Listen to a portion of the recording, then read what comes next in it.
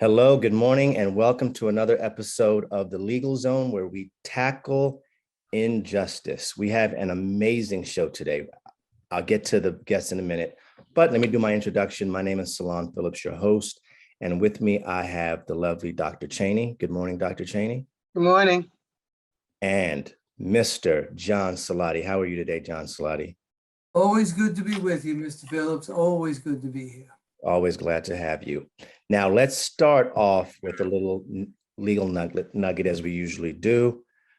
We've talked about this in one of our earlier shows. I think it was actually the very first show when we had our guest on it.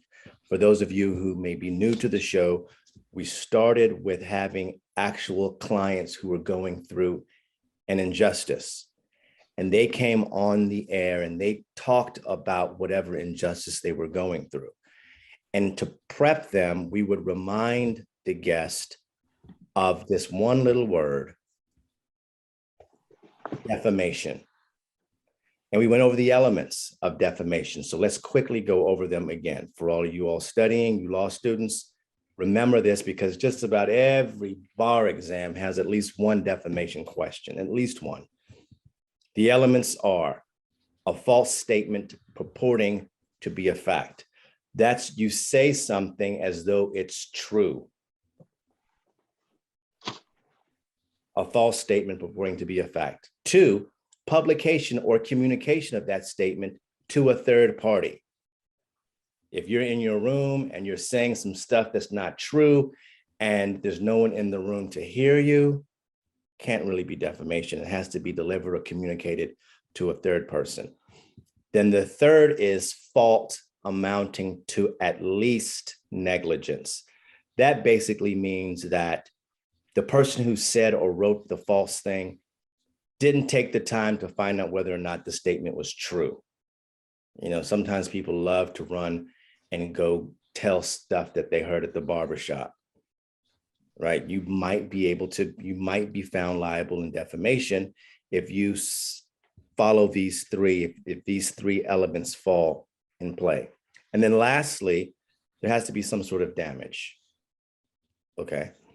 Defamation. And I open with that because our guest today has tons of experience with this. His name is, I'm going to share the screen so we'll be on the gallery. His name is Raees Mohamed. He is one of the co-founding partners of R.M. Warner Law Group. And he's also an adjunct professor of law at the Sandra Day O'Connor College. He has been practicing law in Arizona since 2009. Raees works with complex legal matters such as internet, corporate, regulatory, and technological legal issues in all 50 states of the United States. His practice is avidly devoted to helping those facing injustice through internet harassment and defamation. He also helps new entrepreneurs with their startups and their own e-commerce brands. Welcome, Mr. Raees Mohamed. Thank you so much for coming on. Yeah, thanks for having me, Solon. So tell us a little bit more about you and what you do. Yeah, so thank you for the amazing introduction. But yeah, as a founding partner of RM Warner Law, I head the e-commerce and corporate law practice, as my partner Dan does as well. And 90% of our work touches the internet in some capacity. And so the interesting thing is you tell people nowadays, hey, what kind of law you practice? And you say internet law. They have no idea what you're talking about, but they don't realize that the internet is this wild, wild west domain. It's its own world.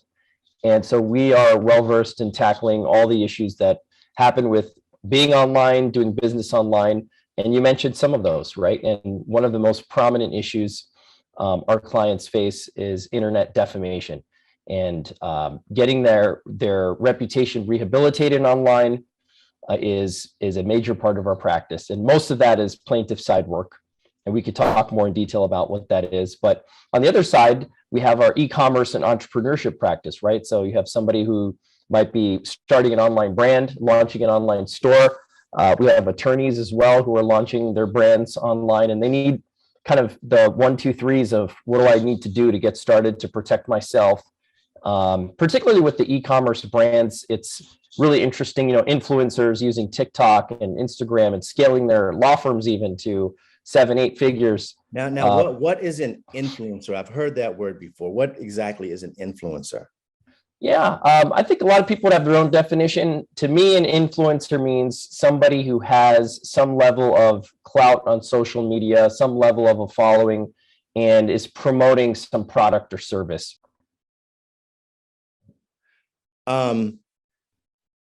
So it's people who you see these people on Instagram and they have millions of followers and they have some sort of, as you said, clout. That's an influencer, basically. Yeah, basically. I mean, in the high level definition, that would be an influencer. Okay. Now you mentioned that you do things, you have clients in all 50 states, because with the internet that can become dicey, right? With lawyers they have license in a specific jurisdiction, but then when you deal with internet, I mean, it could be even international. That's exactly right. So, and we have clients internationally. We have clients, in Asia and the Middle East, Mexico, Canada. We have clients from everywhere. But that's exactly right. I mean, depending on the issue, many of these issues are, for example, in the States, they're federal issues. There might be copyright law issues. There might be FTC issues. We're well versed in the laws relating to defamation in different states, but internationally as well. So give us an example of what exactly can go wrong with a client, a real life situation. Of course, you'll protect the people's names and what have you, but educate us on that. Yeah, I mean, I have stories to tell from now until how much time you got, right? I mean, it's an unbelievable world online. But, most recently, we've seen an increase in false Me Too allegations, which is a big deal. And it goes both sides for either gender. But mostly cases involving prominent men, at least prominent in their circle, who have been accused wrongfully of some sort of assault, whether it's sexual in nature. Typically it is sexual in nature. And the problem with these cases is obviously they're very controversial, because immediately any allegation of sexual misconduct needs to be taken seriously, right? It has to be investigated. Right. But therein lies the double-edged sword, because it's very easy to get attention by using buzzwords like, I was touched inappropriately, I went on a date and XYZ thing happened, and this guy's a pervert, he's a rapist, he's a predator, and the words escalate, and we come to find out there's no basis for it. And sometimes that comes out through an admission by the alleged victim that it was a fabricated story, it was exaggerated, or that in fact it was consensual, that the person talked about it with other people, and it has a devastating effect on your reputation. You can imagine, regardless of what profession you are. If you're an attorney, you're an influencer, you're a medical doctor, you're a financial analyst, doesn't matter. Those kind of allegations are devastating. So we've seen an increase in this kind of activity. And it's interesting, TikTok and Instagram are the primary platforms on which that's happening, because those platforms, things tend to go viral a lot faster. In fact, more and more so TikTok than any platform. Yeah. So, we had a case where we've had several cases where that's exactly what happened. And the gentleman's life was completely just devastated and went viral. He had to change his identity, essentially. He had to skip town, move to a new state.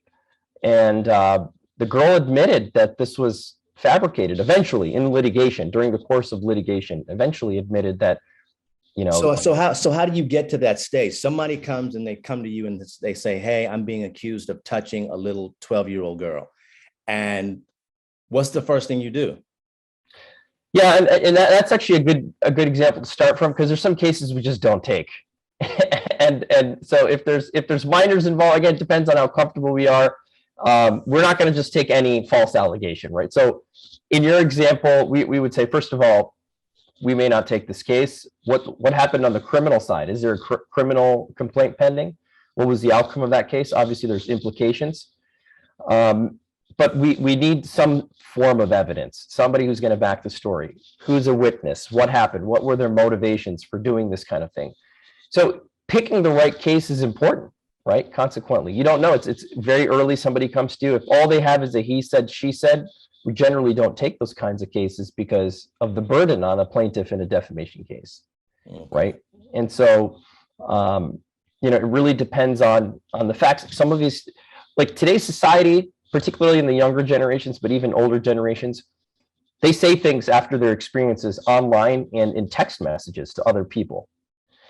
So when there's documentary evidence of these kinds of things that controvert what the victim's saying, those are the kinds of cases that make sense to take. Okay, but before you get to that, you actually have to do some sort of investigation, I'm assuming that. That's exactly right. And so with defamation cases in particular, but in any case, you're an investigator first before you're an advocate, right? So before you get into a case and before you advocate for your client, you need to know whether the facts you have are the facts.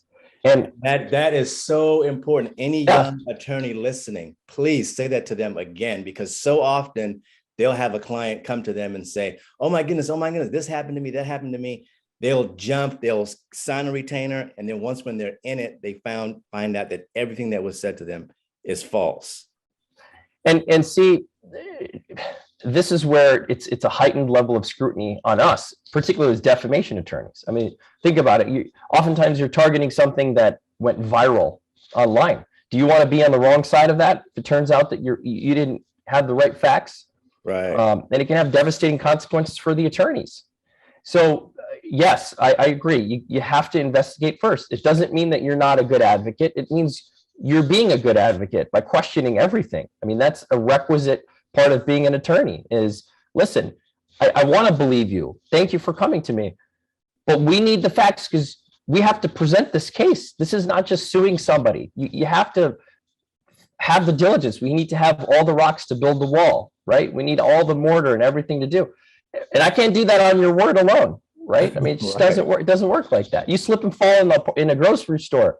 Nobody hands you 10 grand to go away, right? Like people used to think this way. Because of the TV shows and the overhype of just suing somebody and getting money or getting them to shut up. That doesn't work anymore, right? Yeah. So with the internet, somebody puts something online and you do your investigation and you find out that it's 100% not true. So you take the case.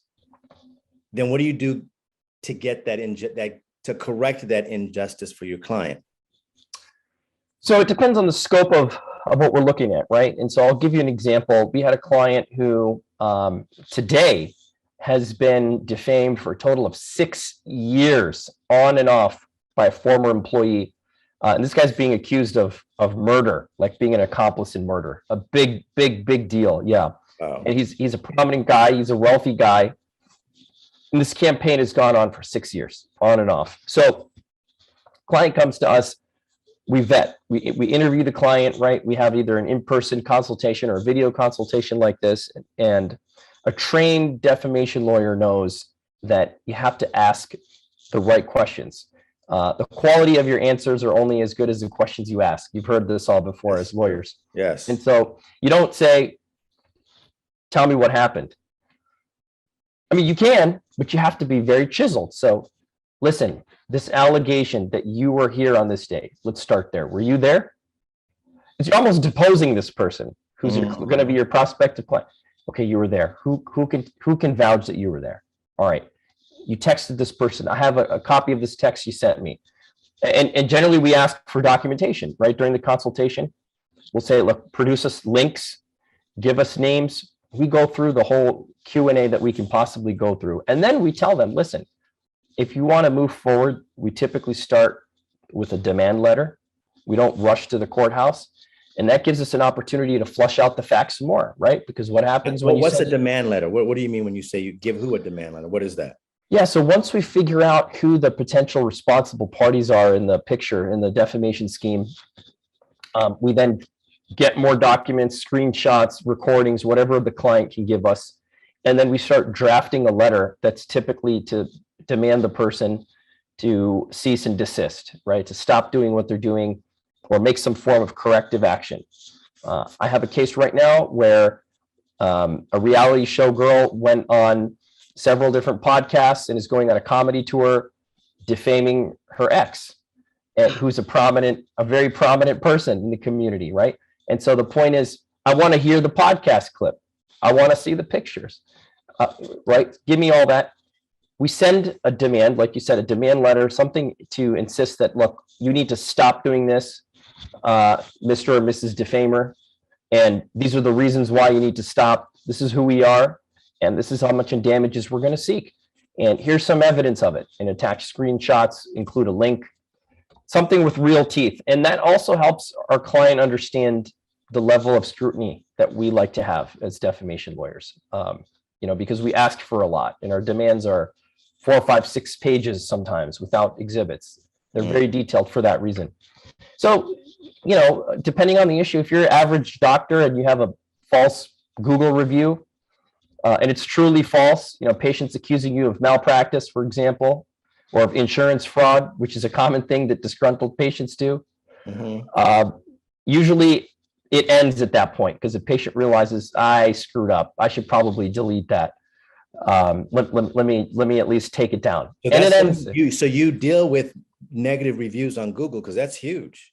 Yeah, absolutely. We get a lot of calls, particularly from professionals, doctors, dentists, other lawyers. And we do the same level of scrutiny. Is the statement false? Or is it a truthful statement that you just don't like? Because we can't help you if it's true. Right. Your office staff can handle that. Call up your patient, offer them a refund, right? Give them a gift card. But if it's false, then yeah, come to us and we can find a solution for you. Interesting. Dr. Chaney, I'm going to get you in really quickly. Oh, okay. Hello, attorney. Hi there.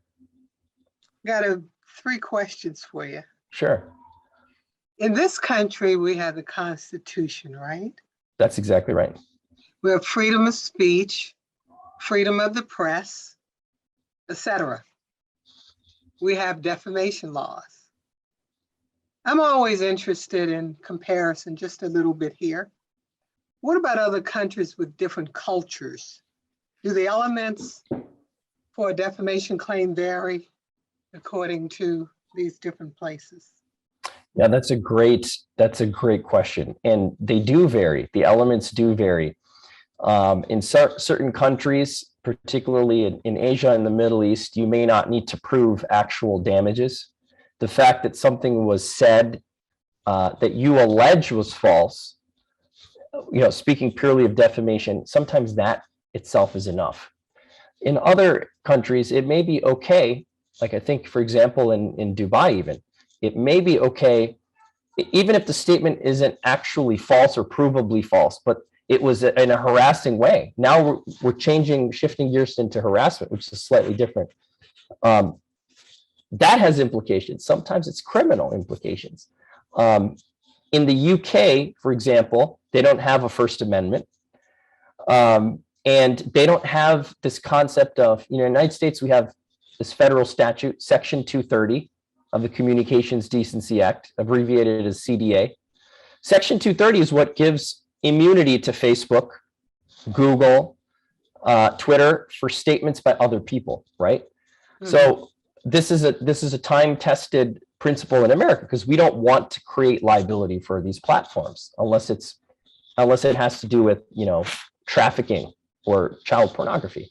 Absent that, these platforms have no liability. You don't have that in the UK. So technically, Twitter and Google and these platform websites, they can be held liable for third parties' content. Very, very different here, right? And that's why we struggle sometimes as lawyers to get cooperation from these platforms, because essentially it comes down to whether they want to enforce their own terms.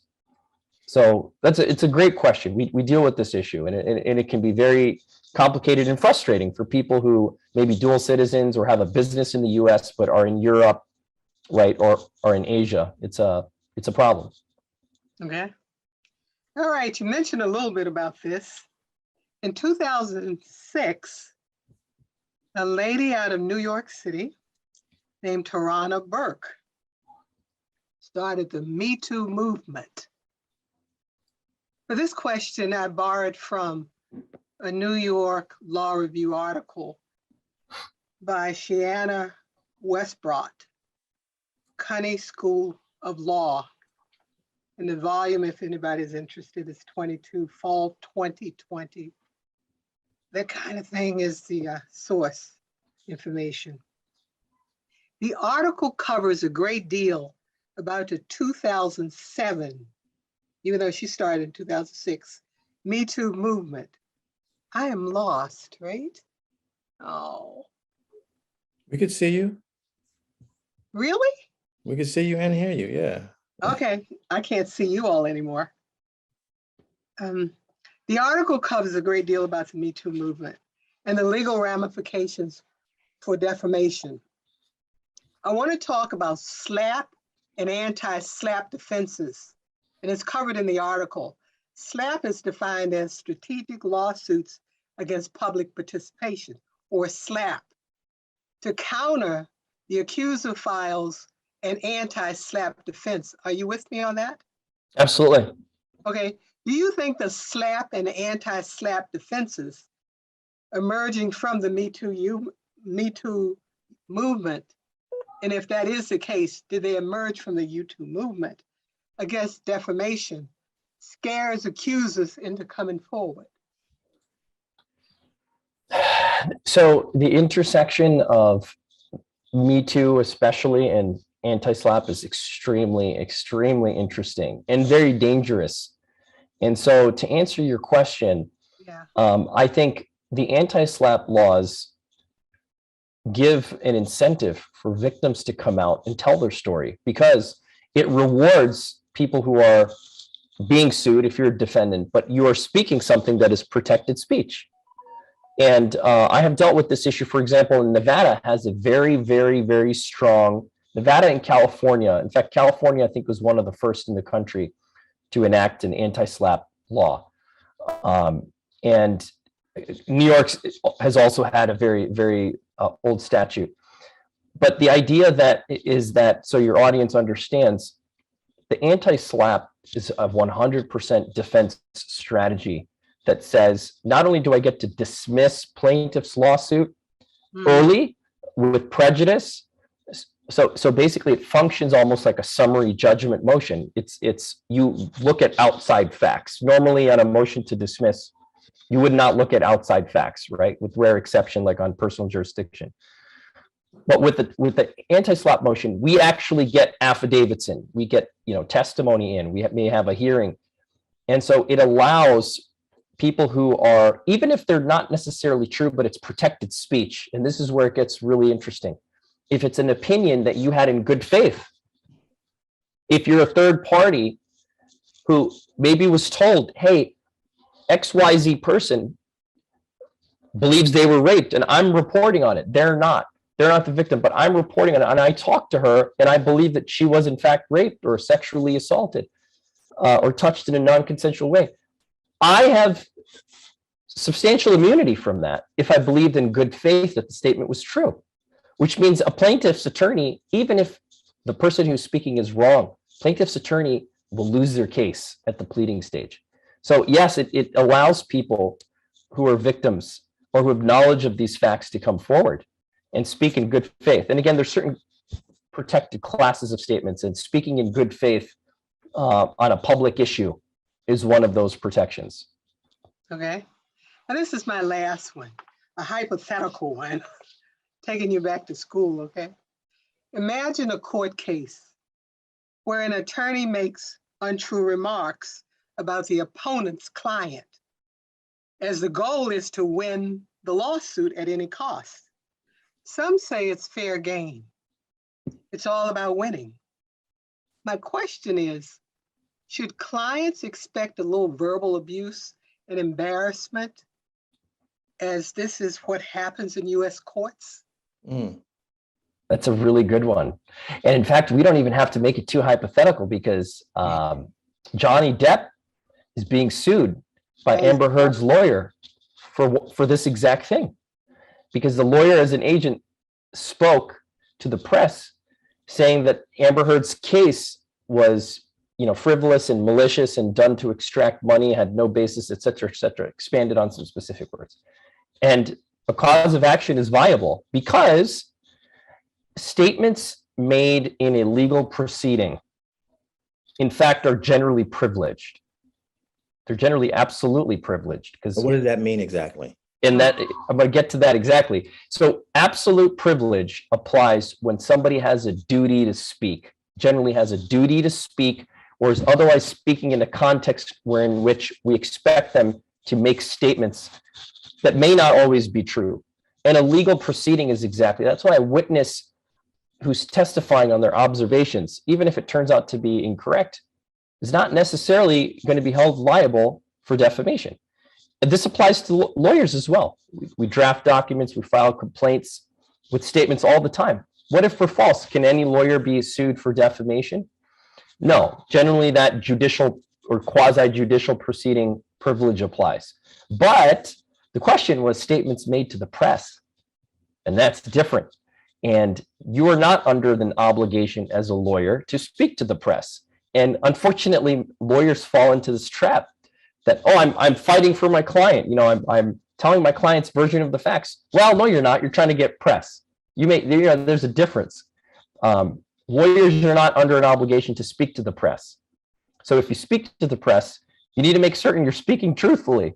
So it's okay to give a synopsis of what you think your case is, right? It's okay to say, I believe my client was harmed, that this is a false statement, and we're gonna try our case to a jury.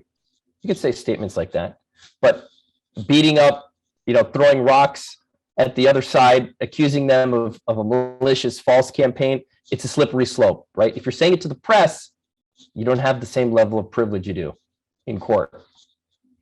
So what I'm hearing you say is, and this could go for anyone, lawyers or otherwise, if you're speaking in the public to other people, if you preface your statement with, I believe, or it's my opinion, this guy is a bum, then you're protected because you're giving an opinionated statement rather than a statement of fact. Is that true? It's true to a degree, because you can still preface, and there's some case law in different jurisdictions on this, but you can even start as, in my opinion, but you can abuse the privilege as well. There's something called the abuse of the privilege, and that's something a jury could get to hear. So if you go too far, then this is very common in these high profile cases, like you're seeing with Amber Heard and Johnny Depp. So again, what you say, so we have lawyers call us all the time to say, hey, can I say this? Can I pay you to review this statement I want to make? It's the smartest thing you could do, because you could cost your client their case, you could cost you liability. So you have to just be careful. Not any one thing is broadly protected always as privilege. Now, I'm going to turn to John in a minute, but I just had a quick question when we were talking earlier. This whole Me Too movement. So the Me Too is where usually females, and I guess it's not, is it a gender specific type thing? I think Me Too originated with the idea that, yeah, female victims are silenced, particularly when there's a power discrepancy, like when it's a model producer or actress producer relationship, right? I think it originated in that way. Okay, so something sexual usually happens to them, and then they speak out and say, me too, this happened to me too. Now, in a case where a female does that to a male, a boss, somebody in power, but it's 100% false, right? And you do your investigation and you see that it's 100% false. You send your demand letter and they stop, the cease and desist, they stop. But then the person who it was said about, they're still damaged. They still are facing an injustice. What can be done, if anything? Yeah, so we see this issue a lot. And when the perpetrator doesn't have money, for example, to pay the damages, it becomes an issue of a campaign, some sort of PR corrective campaign. So frequently what we do is, in addition to money, if they don't have money, we will ask the defendant, or the person in this case who's admitted, right, that they're wrong, to write a corrective statement of some sort to clear the air. And so we will help them through somewhat of a PR reputational campaign.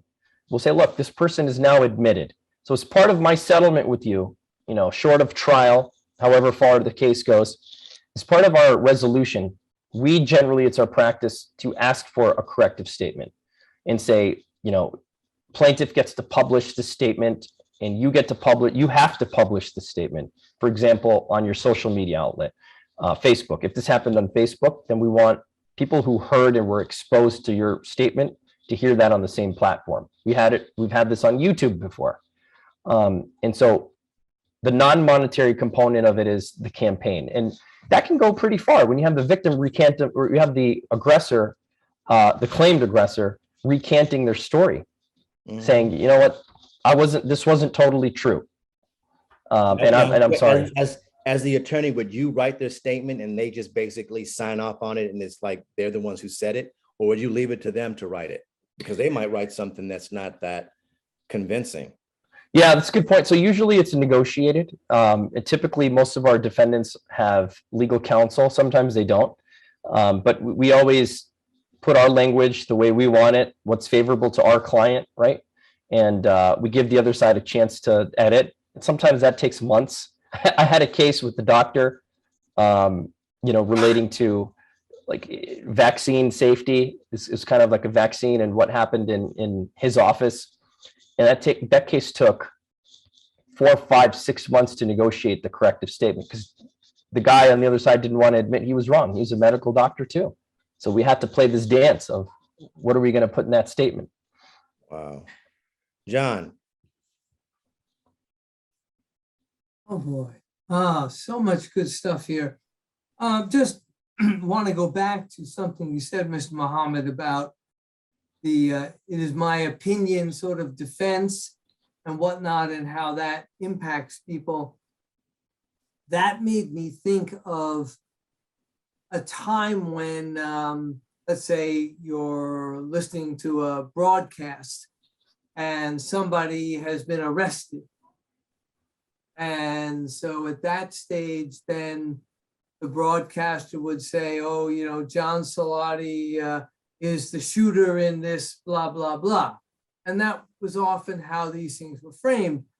And then at a certain point in time, I think there was a defamation case of some sort. And now all of these statements then became framed or forwarded with the word alleged, because again, the people saying these things didn't know, nothing had been proven yet. And yet, of course, saying John Salatti is the shooter, in this case is very damaging. And I don't know if you could speak to that, but that is a recollection of mine that some kind of a defamation issue came up and now you're almost always going to hear the word alleged in regards to some kind of criminal activity related to somebody or a Me Too kind of scenario.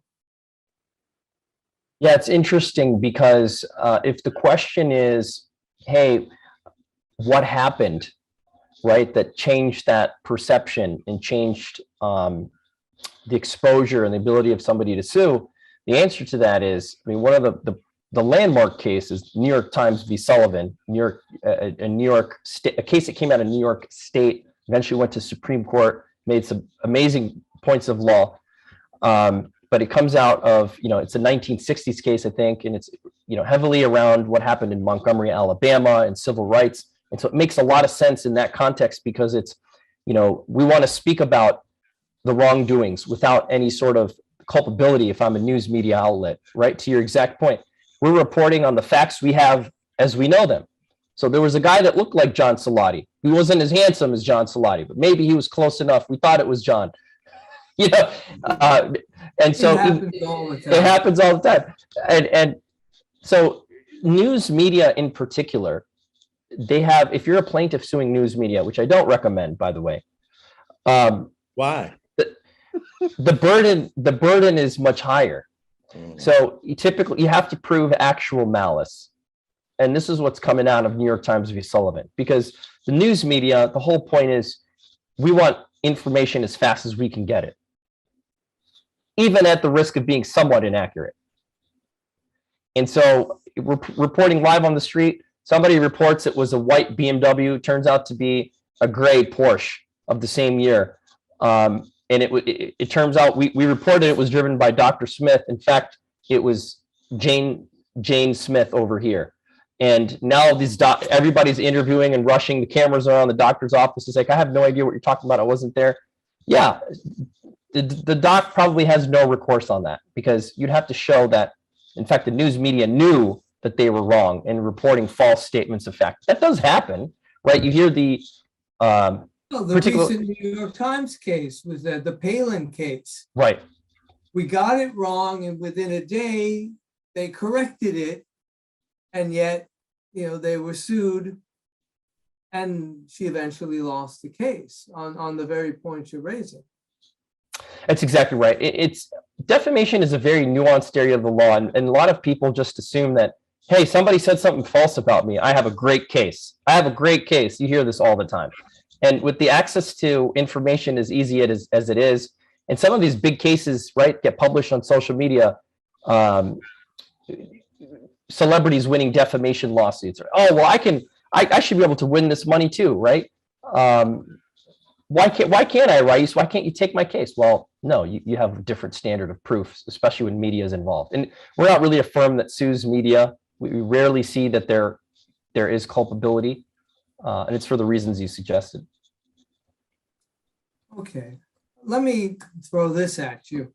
Solon had mentioned earlier that much of what we do with the Legal Zone is have clients come on or people come on and speak about their personal injustice.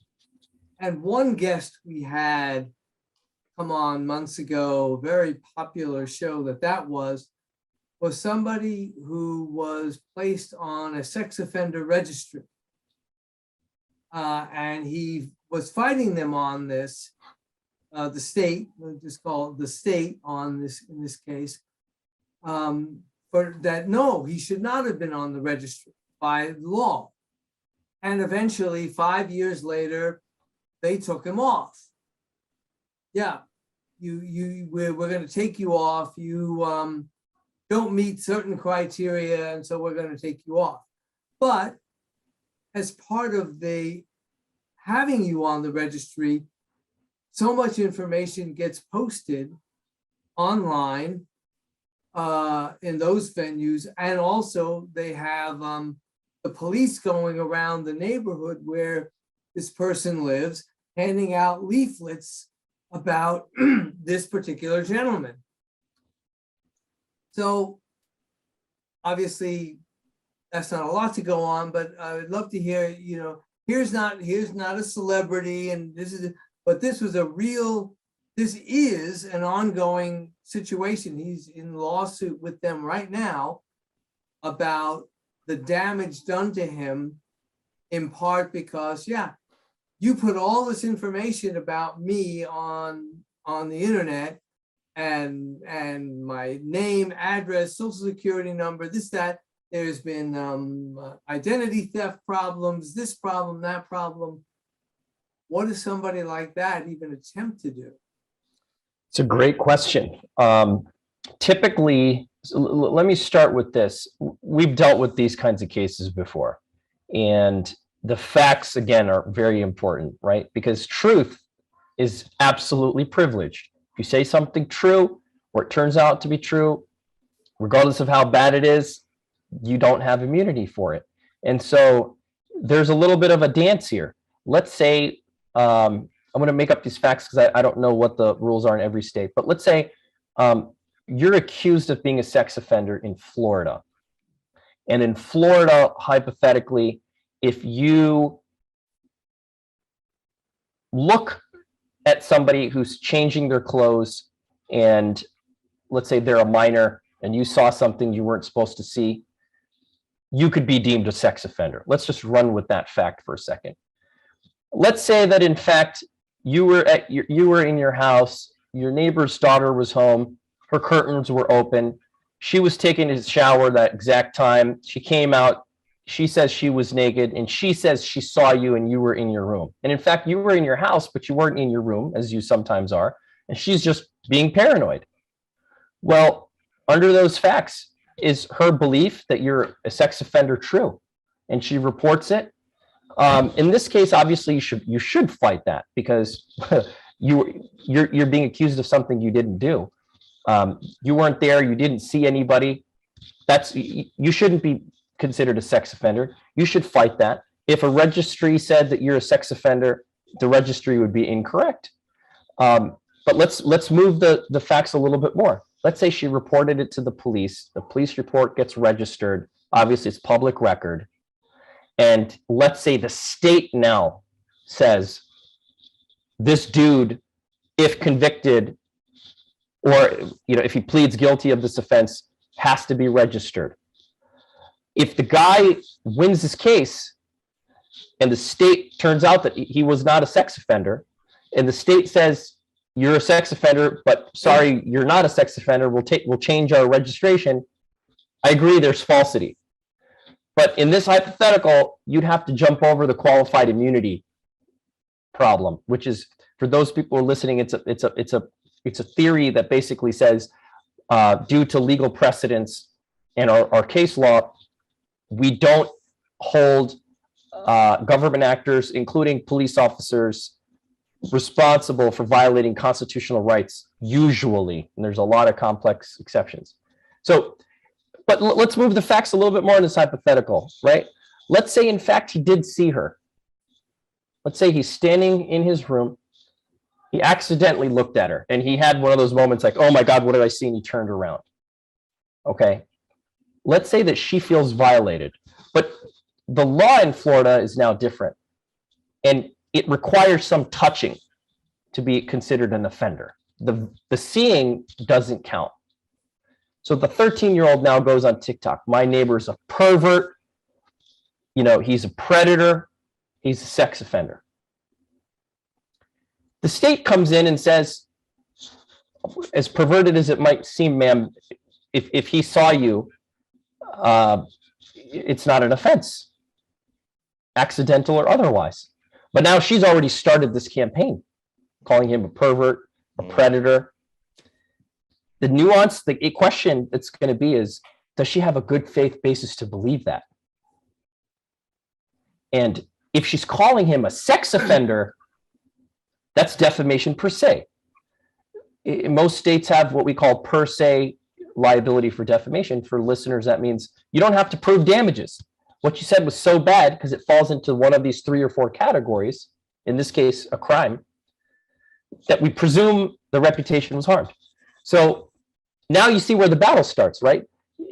By law, he's not an offender. There's not even a case. Police looked at it and said, no, I'm sorry, he didn't do anything wrong. Your belief is he's a predator. He is a sex offender. It gets dicey. If she said, I felt uncomfortable, you can't do anything about that. It's an opinion. I can't prove or disprove somebody's subjective feelings. And that's the test of whether something is a fact or opinion. And so I'm going deep into this example because it's a complex one. And yes, the police are wrong. Journalists are wrong. Websites are wrong, right? What if it's a case of, and I don't know the exact fact pattern, John, that you talked about, but what if it's a case where the platform that does the registry is a private business and they randomly post people on there all the time and they know it. Even if it's for like a petty robbery, they'll put you up as a sex offender. And guess what? You can get your name down, John, but you have to pay us $500. By the way, this has actually happened. There were such websites and they got taken down for extortion. Wow. John, do you have a follow-up with that? No. Well, I think in this case, yeah, we're dealing with a state actor. So far, this guest has gotten past the immunity question, because that has come up in hearings and whatnot, and the courts so far have been willing to say, we're not going to toss this out on immunity. There's enough grounds to say there was either gross negligence or enough recklessness that the immunity is qualified, and therefore, no, you're not going to make the qualification. So it's just kind of an interesting way that is played out, and trying to figure out how somebody in that position, well, yeah, now you're dealing with a state actor where there are questions that, no, this wasn't just, well, they're in the normal course of their business and they made a mistake, and therefore the immunity will apply, as you're noting. And so, no, there's no liability. Even if there was a wrong done, there's no liability. No, he's gotten past that issue. And so trying to see, well, all right, how can an injustice like this be addressed? And sometimes maybe it can't, but. Yeah, it's in cases like this where if we can demonstrate, if we can demonstrate all the elements, if we can show our case in chief, there could be substantial damages here, right? Like you said, I mean, how do you rectify that? You were mistakenly believed to be a predator or sex offender, lost your job, lost your relationships. Those are big money cases, as we call them, if you can prove all the elements. And it depends on, again, what the conduct is. Like when a jury looks at this, are they gonna, assuming this is a jury case, are they gonna look at the conduct of the individual and say, look, this guy's a pervert, but technically wasn't a sexual predator, didn't meet the requirements of having to be registered? Or is this a case of completely getting blasted and it was just wrong? The website knew they were wrong, or the police knew they were wrong, and you're going to shift sympathies significantly. The other thing, obviously non-monetary wise, is the PR campaign aspect of it. In some of these cases where, let's say, there's no point in suing, or we know it's an uphill battle, or the cost is too great, we try to tell a different side of the story. And that's something you can do now with social media. As bad as social media can be sometimes, you can use it to tell your story and tell the truth and put your narrative out there and put some, push the message, go on podcasts, get interviewed. And is this something that you all do? You help clients with a PR campaign? We can help them with it in the sense that we will help scrub the campaign, make sure what you're saying is not going to get you into legal trouble. So we'll work with your PR company. If they're writing content, we'll review it and give you our ideas. And it's kind of nice because our e-commerce practice educates that side of our practice, right? Because we deal with, marketing and pushing content, so we know how that works. So that's the capacity with which we can help clients. Okay. Now I'm gonna share my screen briefly because this all touches up on what I'm about to do, but I want the listening audience to remember we're not a political show. We don't push one side or the other. And Raees, I'm not asking your political opinion. We just want to talk about this in the context of what we're talking about now. So with that being said, criminal groping case against the ex-New York governor, Andrew Cuomo, formally dismissed. Now we know that a time came up where he was accused from somebody who worked in his office of sexually groping him. And it was big news at one point in time, right? It was huge. And he would be on the show saying on all the news channels, I'm not guilty of this, yada, yada, yada. Then it went away. We know that he had to step down from governor. You haven't heard much of it. But then now we see that the criminal case against him now has been formally dismissed. How can someone in his position now recover from this? Yeah, this is a great example. So one of the first things, if Governor Cuomo was in my office, sitting across from me like you are, I would say this. I would say, first of all, congrats on your criminal dismissal. That's a big deal. But on the civil side, let's get the facts. Why was it dismissed? Was it political? Was it purely political pressure that, hey, we can't prosecute our governor, it just looks bad? Um, is this a he said, she said? Is there evidence? And when I say evidence, here's what I'm going back to. You know, these things that we all carry, these things are an evidence machine. They produce evidence faster than anything else. Cell phones that I'm holding up, the people who can't see us. Yeah. So did they find text messages between Brittany and Andrew that maybe sealed a consensual relationship? And it is true that you can still do non-consensual things to somebody in the confines of a consensual relationship. That is true as well. But is there something contemporaneous with the conduct? Is there video?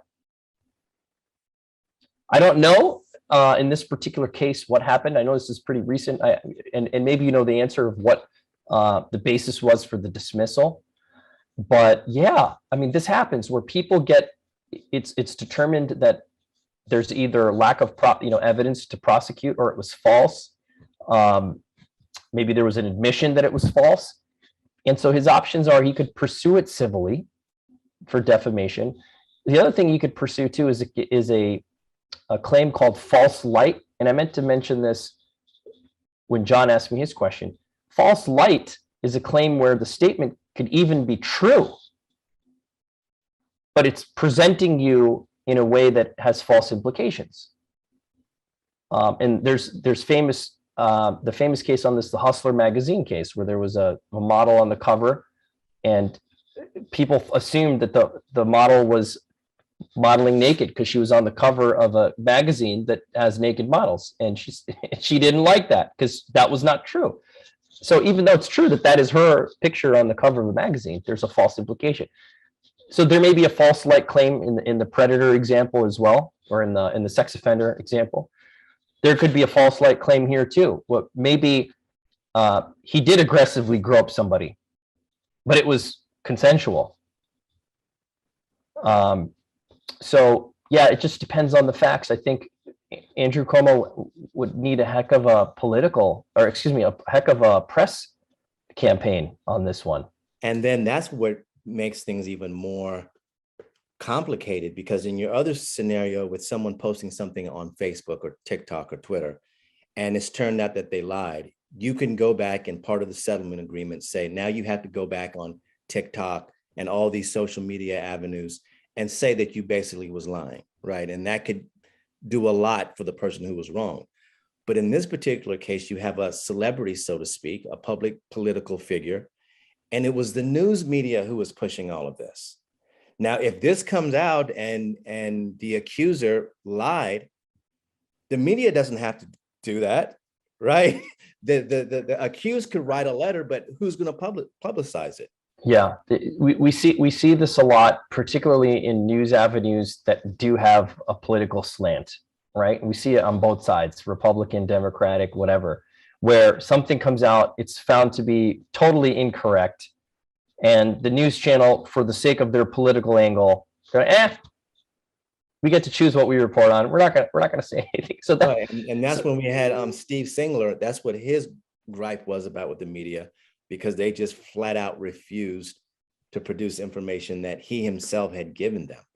Now, this is amazing stuff that you're doing. How can people get in contact with you? Do you have a website? Do you have any information that people can find online? yeah, absolutely. So you can find us at RM, it's my initials, RM Warner, WARNER law.com. rmwarnerlaw.com. And if you have a question or you have an inquiry, we have a contact us button. You can click that, fill out an intake. But we also put out a lot of free content on our social media channels, like an Instagram. We even have a TikTok, YouTube, and people can subscribe or follow us there. Our handles are all the same, RM Warner Law. And they can even send us a DM and set up a consultation that way as well. And you take cases, you don't have to, because you're based in Arizona, but you don't have to live in Arizona to get your services? Correct. Depending on what the issue is, you can be anywhere. You can be anywhere in the world, anywhere in the United States. And we often use local counsel. And if we have to litigate, of course, we have local counsel who's licensed in that jurisdiction, co-counsel with us. But yeah, we help people frequently across the country and across the world. Wow, that's awesome. That's good stuff. Dr. Chaney, I'm going to give you the last word. Basically, I thought John's question was very interesting. What about fraud and defamation? Fraud is the F word of the internet. I was telling Solon this. In any profession, doesn't matter. It could be journalism, medical doctor, lawyer, businessman, businesswoman, entrepreneur, rapper.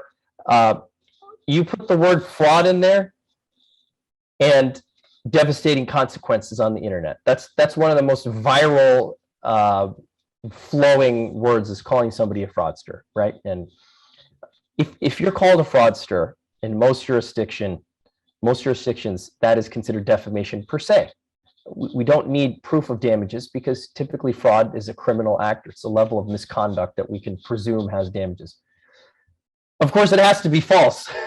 So you have people who defrauded people in a real estate scheme. They deserve to be blasted and exposed. But there are people who use the word fraud very loosely.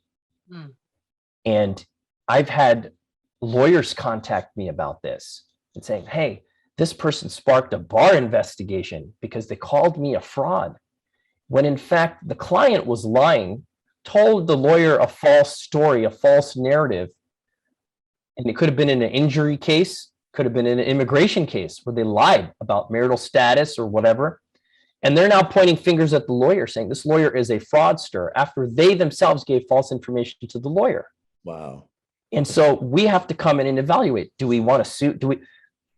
Filing a lawsuit has implications, because it brings that issue to the public light. So do you want to be in the public light, Mr. and Mrs. Lawyer? So in short, fraud, yeah, absolutely. We deal with a lot of cases where people are falsely accused of fraud. It can have devastating consequences on your professional reputation. It can cause you to lose licensing, especially in the financial world. And so those are cases that we pay close attention to. But again, if you did defraud somebody, or there's some inducement or even a question of it, we probably won't take your case. Wow.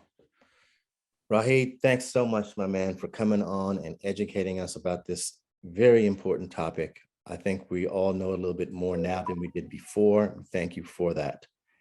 And My pleasure. And John Salatti, thank you again for your questions. Dr. Chaney, thank you. And again, subscribe at the red button below and send your comments to info@remuslaw.com or thelegalzone@gmail.com. Thank you, everyone. Thank you again. Bye-bye. All righty, you all. Thank you. Bye-bye. Thanks for watching our video. For experienced legal services in Washington, D.C., Alabama, and Washington State, visit our website at remuslaw.com or call us at 1-833-329-1799.